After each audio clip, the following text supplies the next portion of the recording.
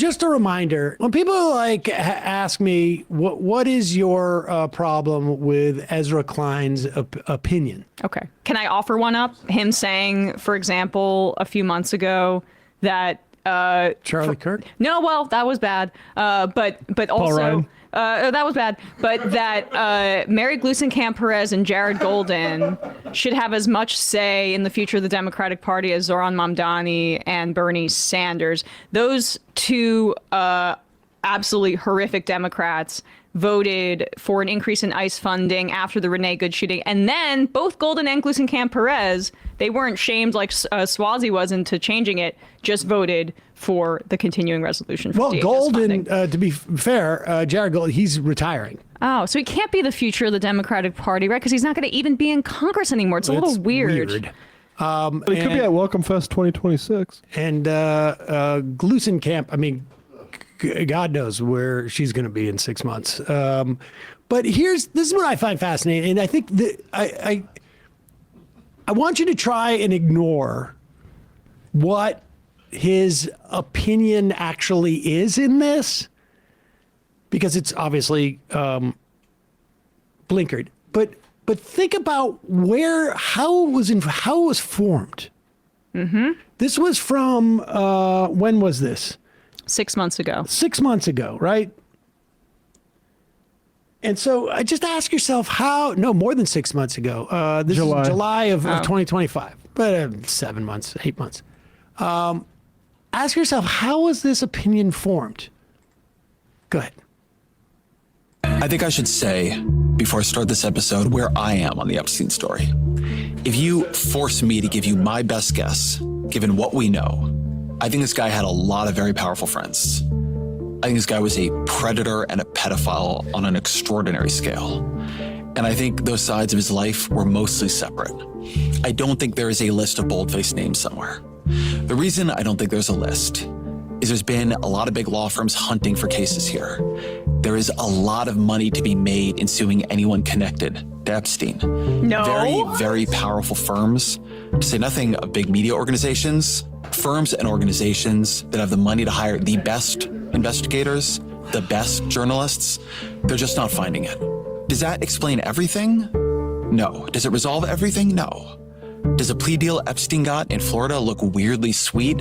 Yeah, it does. Yeah. Does Epstein's death seem weird to me? It does. There is a remainder, a remnant. They'll probably never be resolved. I am going to combust. Okay. All right. Just to look at that video. Okay. Remainder, a remnant. It just occurred to me the other day. I don't know where this came up, and it occurred to me what? Why did you form that? Okay, I get the thing. There's lawyers been looking and this and that, but of course all this stuff has been under wraps and whatnot. The lawyers of the press would have found it is a crazy thing to say in America in 2025. Absolutely. In fact, I mean, we now have evidence that no, they specifically did not. But I'm most interested in the idea of how you could make an assessment that there were two separate worlds and that there was no crossover between the sex trafficking and these very powerful network of people that, how could you, all the other stuff I could see, okay, how come it hasn't come out? It's just a normal skepticism. But to think that these are siloed in that way, I feel like somebody would have to say to you, I was close with Jeffrey Epstein, but you can believe me, I was never involved in any of that child. I had no idea. Someone could say that to you, but I don't know who could have said something like that to you. Oh, and then I remembered this debate on the All In podcast. David Sachs and the All In guys, and the All-In guy and David Sachs were on one side, and then Ezra Klein was on the other side with, of all people, our boy Larry Summers. Stock market numbers. So you need to add to that. Now, look, listen, showing up. I've been on a podcast with 20 people out in LA, the Jubilee thing. But I have no doubt that these are the waters that Ezra swims in. I'm sorry, but it's not. Larry Summers, I don't think, is the right theory. Reid Hoffman is the right theory.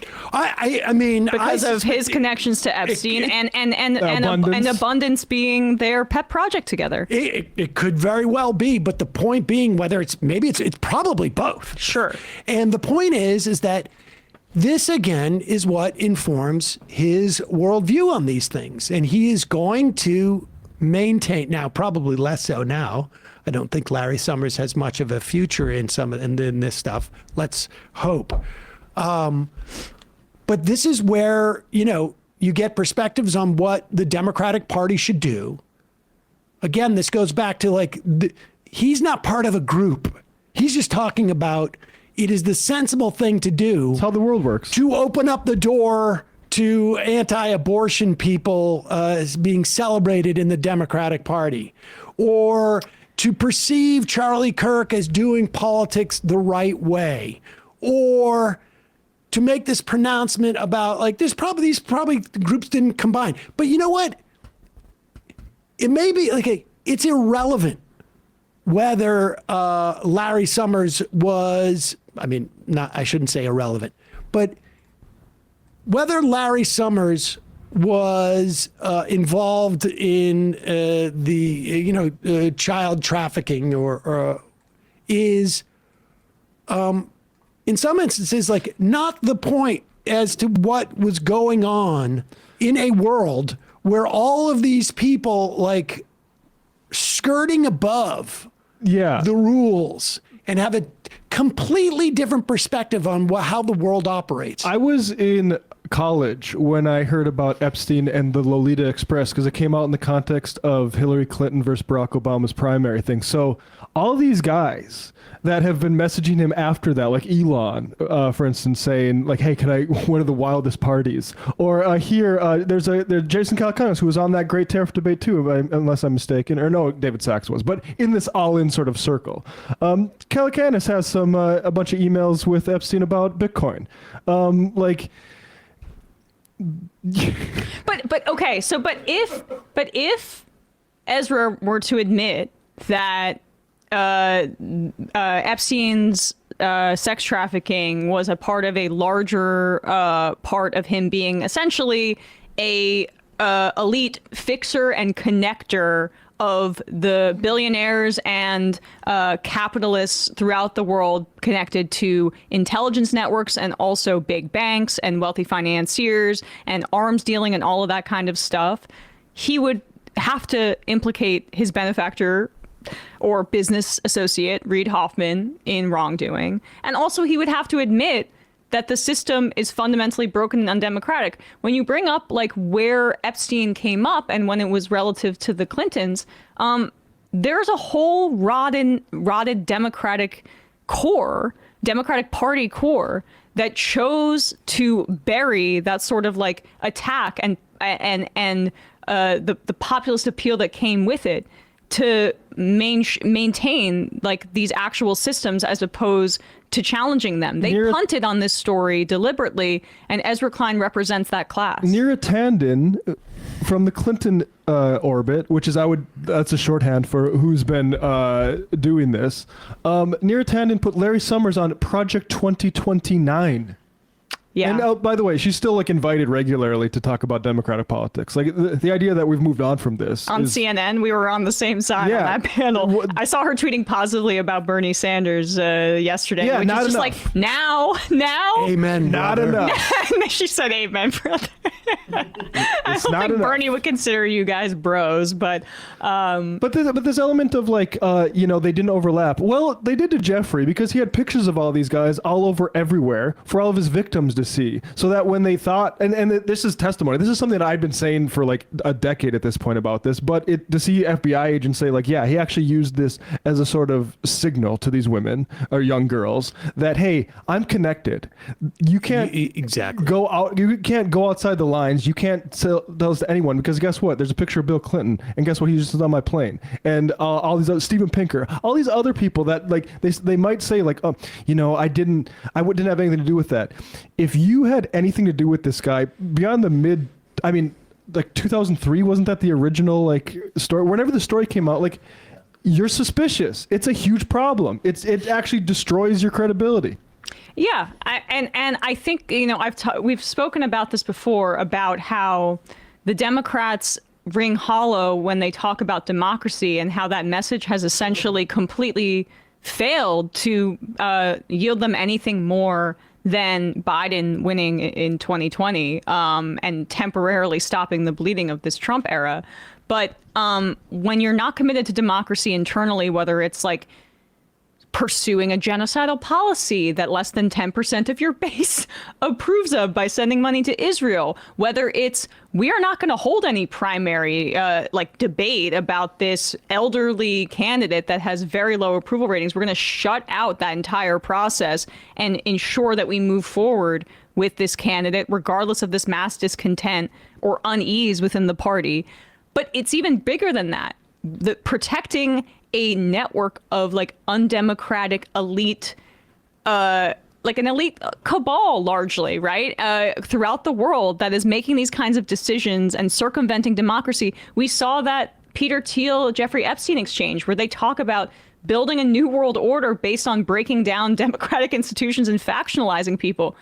That is part of why people don't genuinely believe that you are representing democracy, and that you're going to be, because you have to actually respond democratically to what people are asking. Right now, all the Western governments are saying, well, there's not enough to actually like prosecute anyone based on all this.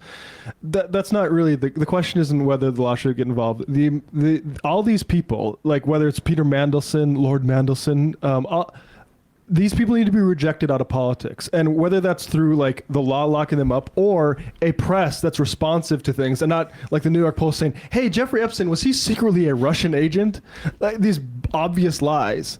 We need to have people realize what's happened, which is that the world democracy has been hijacked by a bunch of fucking pervert billionaires. Matt Stoller, I don't agree with everything Stoller says, but he had that great tweet about how like this is basically about how in the 1980s on this informal network, the Epstein class, you can call them that, right? It's bankers, it's neocons, it's neoliberals. I think he was writing about, like, it's all of that, the people that skirted informal rules to enrich themselves, and Epstein was the connector for those people, and so anybody associated with that is a part of undermining our democracy. So it's not just the sex trafficking. I mean, he misses the forest through the trees when you're just getting so effing granular. But oh shit, I had another point on that. That claim about the lawyers, that lawyers would have found something already. I mean, that's a pretty disgusting claim to make, because the victims are saying they're afraid to speak out because some of the accusations in here are like that they could have killed people in retaliation for this. I don't know if that's true. Yeah. It's not fantastical. It's not. What's happening at that New Mexico ranch? Yeah. I mean, where Mueller apparently knew about it. I mean, it's definitely not fantastical. And like, there's a lot of questions about how Virginia Giuffre died.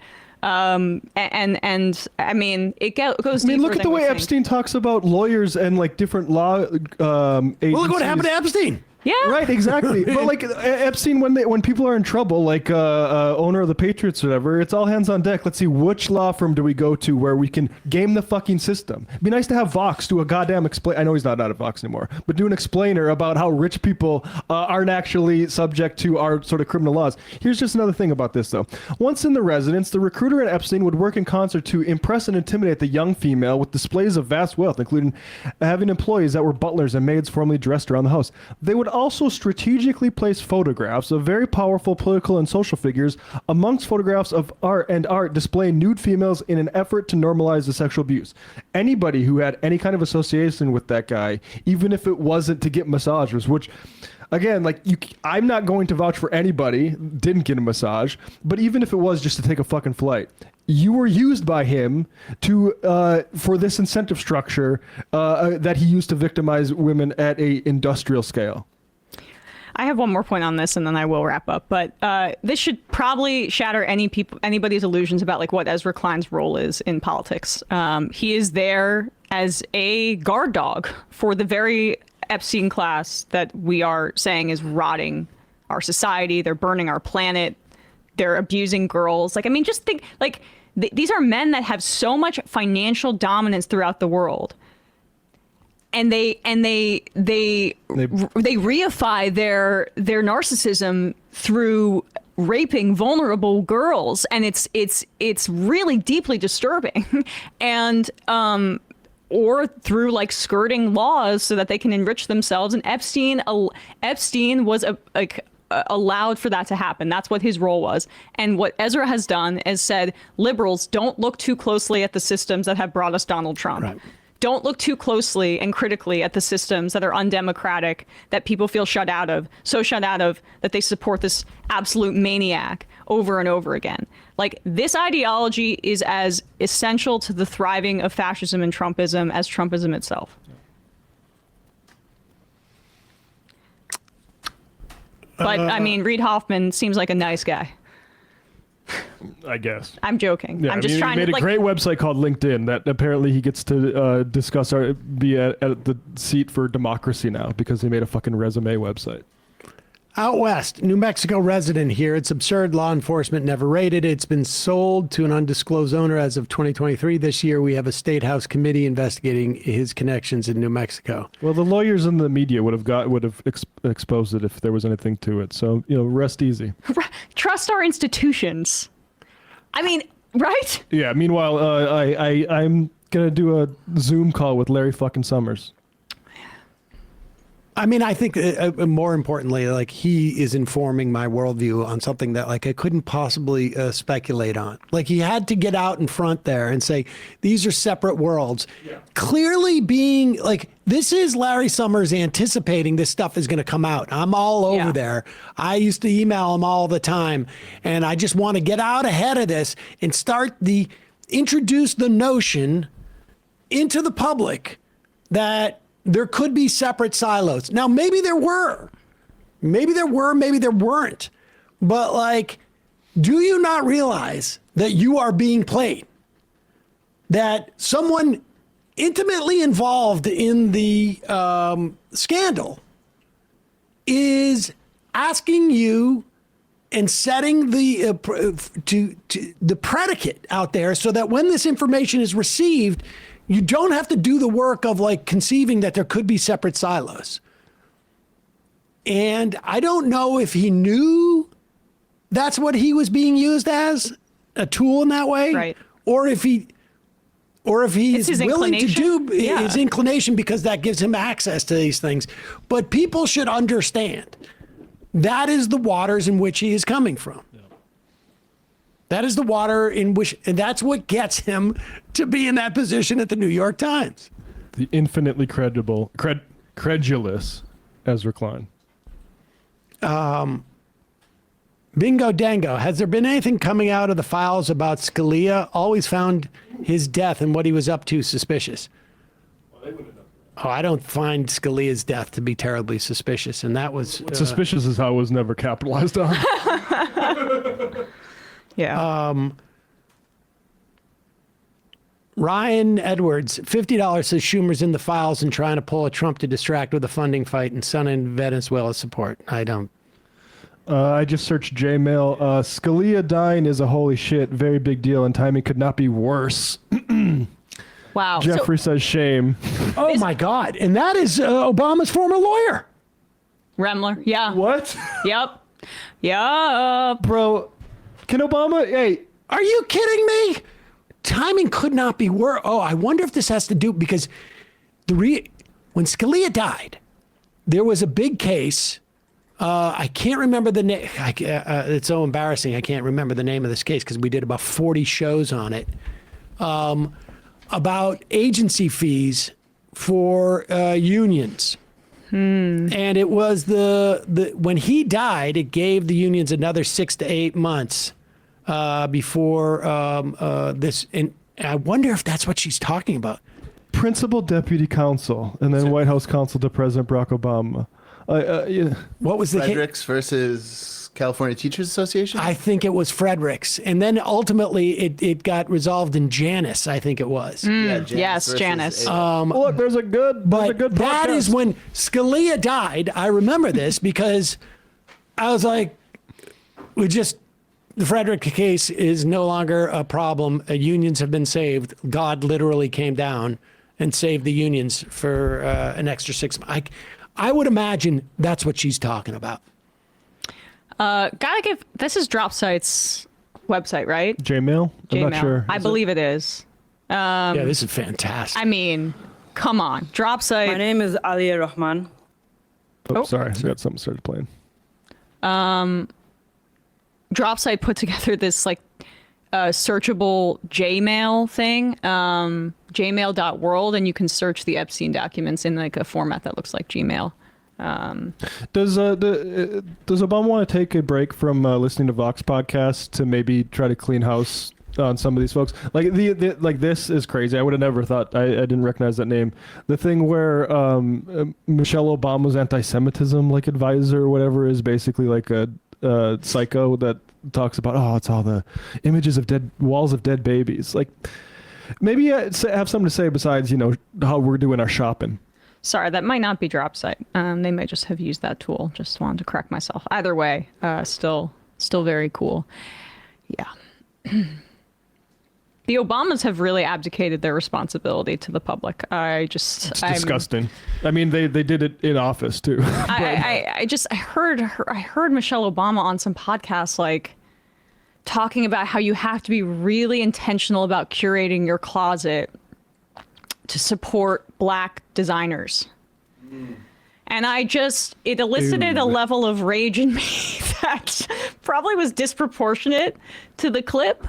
But, I mean, they're literally, it is so, it's just the most rich lady garbage as the world is on fire. And they could be doing so much more with their reach. It's frankly shocking. Look at this People's Policy Project by a piece by Matt Brunig and Ryan Cooper to be talking like that and also like hanging out with all these celebrities or basketball players being like, this is we can do an investment here, we got to get smarter about investing, as Black wealth was wiped out because Obama decided to save the banks as opposed to homeowners. Evil. And look, there's a lot of people who will say like, don't say that. Dem party voters, they love Obama. They shouldn't. They should be encouraged to look critically at the wasted opportunity that was 8 years in office. You could also, in the years after, to the extent that he was involved in politics, it has not worked out that well. Some great playlists though for Spotify.